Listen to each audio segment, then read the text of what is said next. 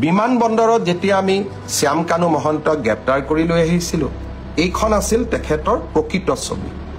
কিন্তু চৰকাৰখনক বিপদত পেলাবৰ বাবে আৰ্টিফিচিয়েল ইণ্টেলিজেন্স AI প্ৰয়োগ কৰি হাঁহি থকা শ্যাম কানু মহন্তক ৰাইজৰ সন্মুখলৈ লৈ অহা হ'ল। দুইখন ফটো, এইখন ফটো অৰিজিনেল, এইখন ফটো ডুপ্লিকেট। এই কামবোৰ কিয় কৰি আছে? জুবিনক ন্যায় দিবৰ বাবে?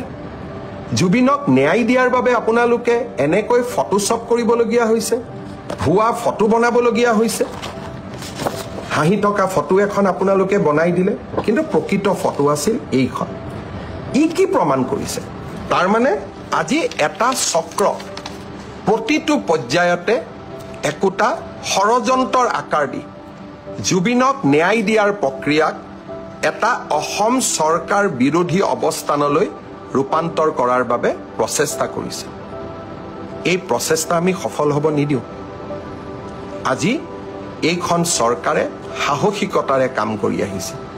উচ্ছেদেই হওক, অসমৰ পৰা বিদেশী নাগৰিক বহিষ্কাৰেই হওক বা জুবিনক ন্যায় প্ৰদান কৰাই হওক, এইখন চৰকাৰে কাৰো ওচৰত শিৰনত নকৰে, মাত্ৰ অসমবাসীৰ ওচৰত শিৰনত কৰিব।